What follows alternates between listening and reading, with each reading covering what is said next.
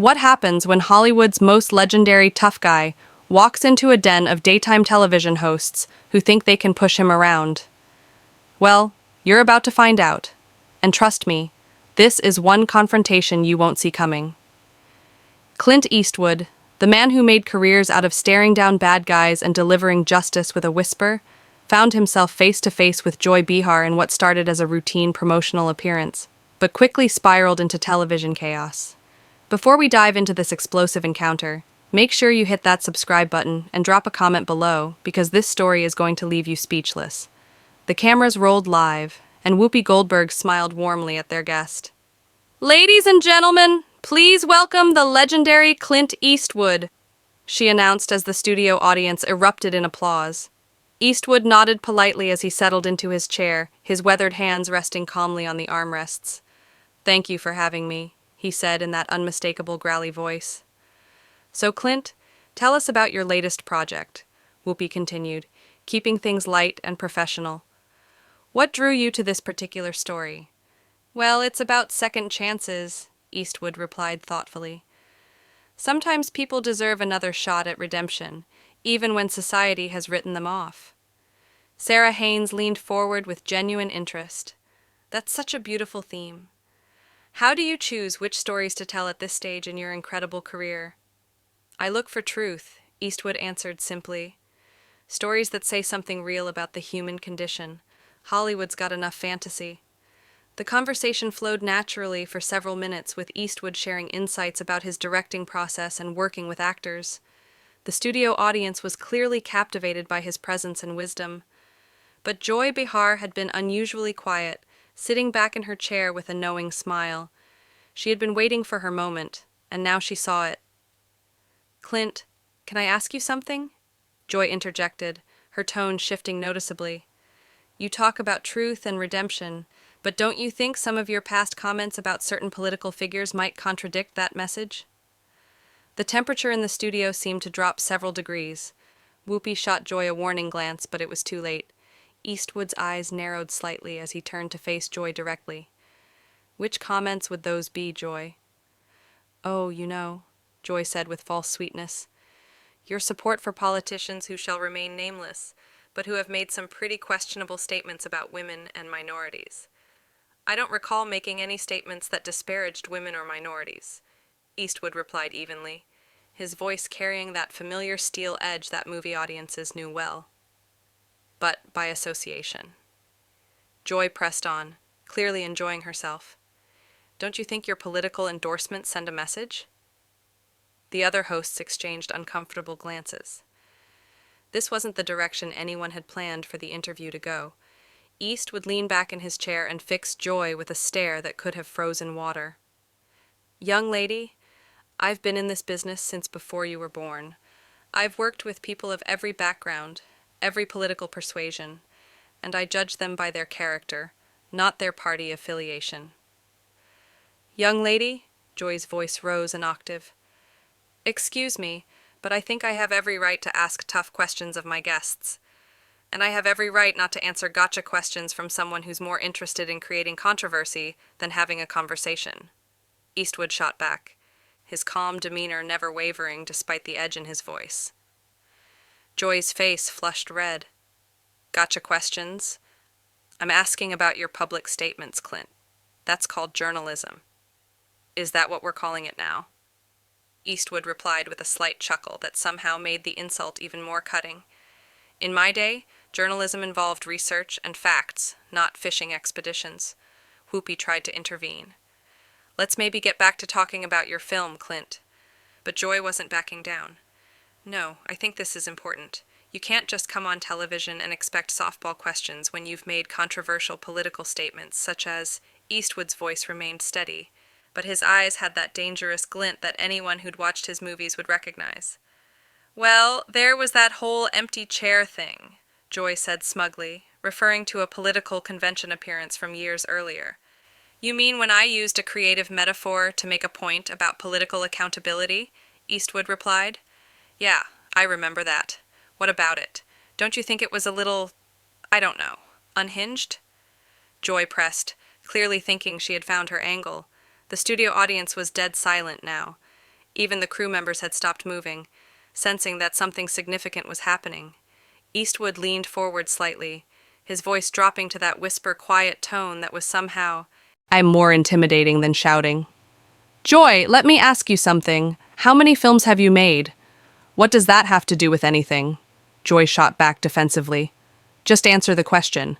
How many films have you directed, produced, or starred in? That's not the point. I'm a television host and comedian. Right. And how many Academy Awards have you won? Joy's voice was getting higher. Again, that's not relevant to this discussion. How about this then? Eastwood continued, his tone becoming more pointed. How many careers have you launched? How many young actors have you given their first break? How many stories have you told that actually meant something to people? I entertain people every day on this show, Joy replied. But her confidence was clearly shaking. Do you? Eastwood asked with genuine curiosity. Because from where I'm sitting, it looks like you ambush guests and try to create controversy for ratings. Is that your idea of entertainment?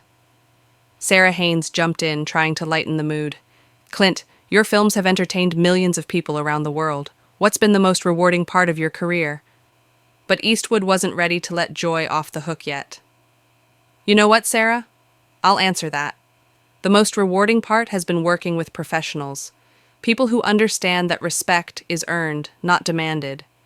People who don't hide behind a panel of co-hosts to take cheap shots at their guests. Joy's mouth fell open. Cheap shots? I'm asking legitimate questions about your political views. Number, Eastwood corrected her. You're trying to create a viral moment for your social media clips. There's a difference between asking about someone's views and trying to ambush them. I'm not ambushing anyone, Joy protested. I'm doing my job. Your job is to interview guests about why they're here, Eastwood replied calmly. I came here to talk about a film I'm proud of, a story about redemption and second chances. You want to talk about politics and create drama? Whoopi made another attempt to steer the conversation. The film does sound fascinating, Clint. Can you tell us about the main character? It's about a man who's made mistakes, Eastwood said, his eyes still locked on Joy. But who's trying to do better? Sometimes the biggest obstacles aren't the ones in front of you, but the people who want to keep you defined by your past instead of letting you grow. The metaphor wasn't lost on anyone in the studio, least of all Joy, who was clearly getting more agitated by the minute. That's a beautiful message, Sarah said, clearly trying to keep things on track. Redemption is such a powerful theme in storytelling, but Joy wasn't about to let the moment pass. Speaking of redemption, don't you think some people are beyond it?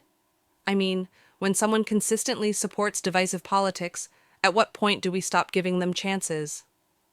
Eastwood's jaw tightened almost imperceptibly. Are we talking about the character in my film? Or are you trying to make this personal again? I'm talking about accountability, Joy replied, with false righteousness.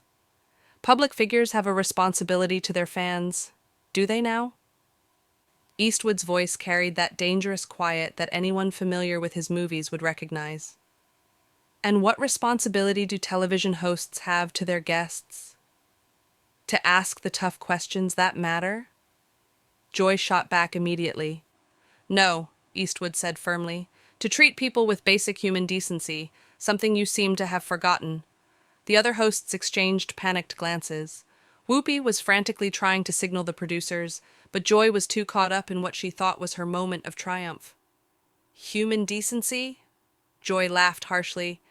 That's rich coming from someone who spent decades playing violent characters and glorifying gun culture. The studio audience gasped audibly.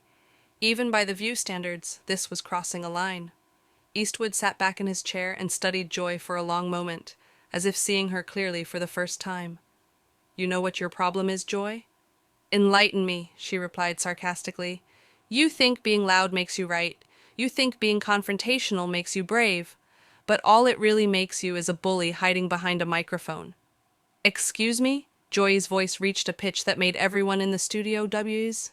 You heard me? Eastwood continued, his voice remaining steady and controlled. You sit here day after day taking shots at people who can't fight back effectively because they're guests on your show. You think that makes you powerful, but it just makes you small. How dare you call me small? Joy stood up from her chair, her face bright red with rage. I've been doing this job for years. I've interviewed presidents, celebrities, world leaders, and how many of them left? Here, feeling like they'd been treated with respect? Eastwood asked pointedly. How many walked away thinking that was a professional interview? Joy was sputtering now. I don't have to take this from you or anyone else. You're absolutely right. Eastwood agreed calmly. You don't have to take anything from me, just like I don't have to sit here and let you turn what should have been a conversation about art into your personal political theater. Whoopi finally found her voice. Clint, Joy. Maybe we should all take a breath here. No, Whoopi, Eastwood said, standing up slowly. I think Joy and I understand each other perfectly now. Joy was practically vibrating with anger. You can't just walk out of an interview because you don't like the questions. Watch me, Eastwood replied with that iconic squint. I came here as a courtesy to talk about something I care about. I didn't come here to be your punching bag for the day. This is live television, Joy protested. You can't just leave, can't I? Eastwood asked, already reaching for his microphone. See, that's another thing you don't understand, Joy. Real power isn't about cornering someone on live television. Real power is knowing when to walk away. If you leave now, you'll look like you can't handle tough questions, Joy said desperately, sensing her moment slipping away. Eastwood paused and looked directly into the main camera. Folks watching at home, I came here to talk about a film that means something to me. Instead, I got ambushed by someone more interested in viral clips than actual conversation. That tells you everything you need to know about the state of television today. Then he turned back to Joy. As for handling tough questions, lady, I've been handling tough questions since before you knew what a microphone was. The difference is they were usually asked by professionals. Joy's face was now purple with rage. You arrogant has-been. You think you can just insult me on my own show? The words hung in the air like a slap. The studio audience was completely silent. The other hosts looked mortified, and even the crew members were staring in shock. Eastwood slowly turned back to face Joy, and for a moment, his expression was exactly like the characters he'd played in dozens of westerns, calm and dangerous, and absolutely done with the situation. Has been, he repeated quietly. That's interesting coming from someone whose biggest claim to fame is sitting at a table talking about other people's accomplishments. The silence that followed was deafening. You could hear a pin drop in the studio as everyone processed what Joy had just said. Eastwood's expression didn't change, but somehow the air around him seemed to crackle with energy. Has been, he repeated slowly, as if tasting the words. You know, Joy, in all my years in this business, I've been called a lot of things, but usually by people who had accomplished something themselves. Joy realized she had gone too far, but pride wouldn't let her back down. I've accomplished plenty. Thank you very much. Have you? Eastwood asked, his voice dropping to that whisper that was somehow more terrifying than screaming. Let's see. You've managed to insult how many guests over the years, created how many controversies, destroyed how many interviews that could have been meaningful conversations? I asked the questions that need to be asked, Joy replied, but her voice was shaking now. No, Eastwood corrected her. You ask the questions that get you attention. There's a difference between journalism and performance art, and you seem to have forgotten which one you're supposed to be doing. Whoopi made one final desperate attempt to salvage the situation. Clint, maybe we can start over. Joy, why don't you apologize and we can get back to discussing the film? Joy whirled on Whoopi. Apologize for what? For doing my job. Your job, Eastwood interjected, is supposed to be entertaining and informing your audience, not attacking your guests for sport. I wasn't attacking you, Joy protested weakly. Eastwood laughed, and it was not a pleasant sound. Lady, I've been in actual combat. I know what an attack looks like. The difference is when someone attacked me in the service, at least they had the courage to do it to my face instead of hiding behind a television show format. The other hosts were now openly staring at Joy with expressions ranging from embarrassment to disgust. Sarah looked like she wanted to crawl under the table. Even the studio audience was shifting uncomfortably in their seats. You think you're so tough? Joy said, her voice breaking slightly. Well, let me tell you something, Mr. Eastwood. This is my house. These are my rules. And if you don't like my questions, you can leave. Eastwood smiled, and it was the coldest smile anyone in that studio had ever seen. Your house, your rules. You know what, Joy? You're absolutely right. This is your house, and that's exactly the problem. He stood up fully now, towering over the seated panel. In your house, guests get ambushed. In your house, disagreement means disrespect. In your house, creating drama is more important than creating understanding. Well, congratulations. You've built yourself quite a house there. Joy was practically sputtering. If you think you can just waltz in here and lecture me about television, you've got another thing coming. I'm not lecturing you about television, Eastwood replied calmly. I'm pointing out that what you do isn't television. It's a circus, and you're the head clown. The gasp from the audience was audible. Even by daytime television standards, this was unprecedented. How dare you? Joy shrieked, completely losing any pretense of professionalism. How dare you come on my show and insult me like this? Your show? Eastwood looked around at the other hosts. Funny, I thought this was supposed to be a panel show with multiple hosts. Turns out it's just the Joy Behar Ego Hour with some backup singers. Whoopi finally found her backbone. Clint, that's enough. Joy, you need to calm down right now. But Joy was beyond reason. Don't tell me to calm down, Whoopi. This man comes in here with his holier-than-thou attitude and thinks he can disrespect me on national television.